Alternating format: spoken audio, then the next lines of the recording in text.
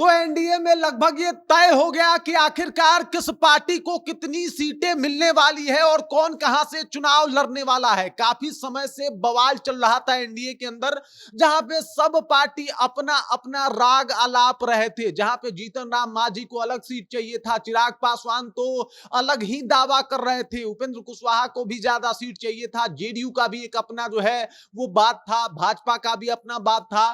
तो अब लगभग तय होता हुआ दिखाई दे रहा है कि एनडीए में किस पार्टी को कितनी सीटें मिलेगी और कौन सी पार्टी कितने सीटों पे चुनाव लड़ेगी। बड़ा अहम जो एक फैसला है वो साफ तौर पे दिखाई दे रहा है। इसी के बारे में बताने वाले हैं कि आखिरकार कौन सी पार्टी कितनी सीटों पे चुनाव लड़ेगी विधानसभा चुनाव 2025, ये जानना काफी इंपॉर्टेंट है और चलिए आपको बताते हैं। लेकिन उससे पहले मेरा परिचय जान लीजिए। मेरा नाम है रजत और आप जनता जंक्शन देख रहे हैं। आपको बता दूं कि एनडीए में लगभग जो है वो सीट बंटवारा तय हो गया है और लगभग ये तय हो गया है कि आखिरकार किस पार्टी को कितना सीट मिलने वाला है। आपको बता दूं कि ये आपको जो चेहरे दिखाई दे रहे हैं ये एनडीए के हिस्से हैं। यहाँ पे आपको जीतन राम मांझी दिखाई दे रहे होंगे, नीतीश कुमार दिखाई दे रहे होंगे, ये सामने आपको मोदी जी दिखाई दे रहे होंगे, चिराग पासवान दिखाई दे रहे होंगे और उपेंद्र कुशवाहा जो है वो दिखाई दे रहे होंगे। मतलब कुल 5 पार्टियां जो है वो एनडीए में है और इन 5 पार्टियों में तय हो गया है कि आखिरकार किसको कितना सीट मिलने वाला है, यानी कौन सी पार्टी कितने सीटों पे चुनाव लड़ेगी। लेकिन उससे पहले थोड़ा सा चुनावी गणित समझ लेते हैं आपको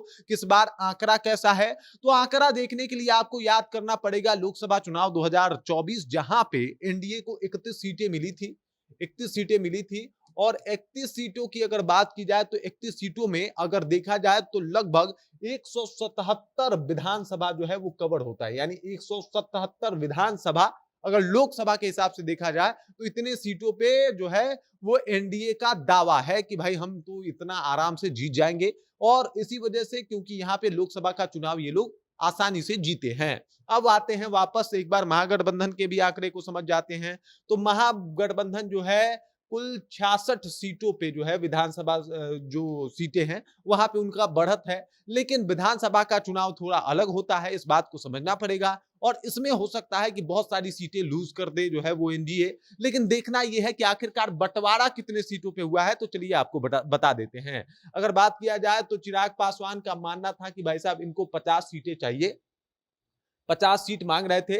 लेकिन चिराग पासवान को जो है वो मैं आपको बता देता हूं, चिराग पासवान को कितनी सीटें मिलेगी आपको बता दे रहा हूं।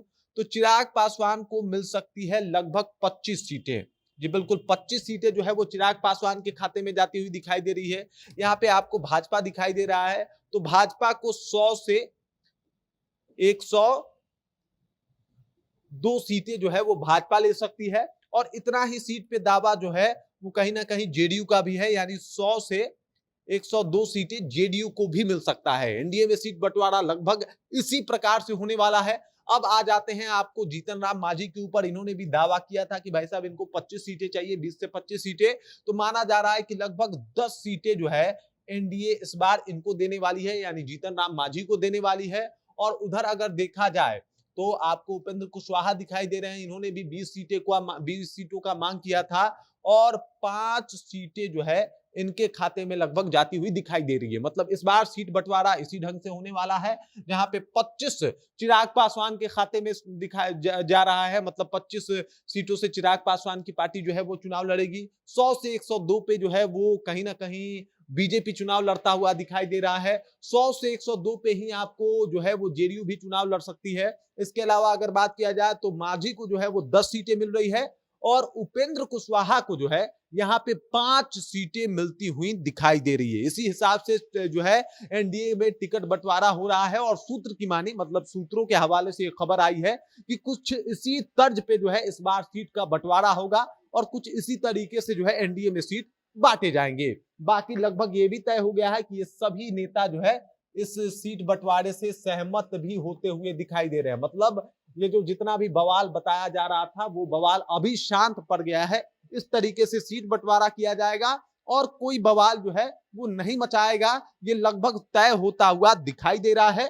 सीट बंटवारे का रेशियो जो है वो भी लगभग तय होता हुआ दिखाई दे रहा है। और एनडीए में जो ये कयास लगा था कि भाई साहब सिर्फ फुटअव्वल है, पार्टियां आपस में ही लड़ रही हैं, पार्टियां आपस में ही जो है उलझी हुई हैं, ऐसे में ये लगभग तय हो गया है कि मतलब इस हिसाब से सीटें जो है वो बांटी जाएगी। रही बात अगर लोकसभा के चुनाव के तर्ज पे देखने की, तो लोकसभा के चुनाव के हिसाब से 177 सीटें जो है वो मतलब एनडीए के खाते में जा रही है और लगभग 66 से 67 सीटें जो है वो कहीं ना कहीं अगर देखा जाए तो महागठबंधन के खाते में जा रही है, जो कि बहुत बड़ा अंतर है। लेकिन ऐसा होगा नहीं, क्योंकि जो लोकसभा का चुनाव होता है वो अलग तरीके से लड़ा जाता है, विधानसभा का चुनाव जो है वो अलग तरीके से लड़ा जाता है। लेकिन लोकसभा के हिसाब से यानी सांसद के हिसाब से अगर देखा जाए तो एक सांसद के जिम्मे में लगभग 6 विधानसभा आ जाते हैं और इस हिसाब से 177 विधानसभा के ऊपर एनडीए का कब्जा है। मतलब एनडीए की बल्ले बल्ले है,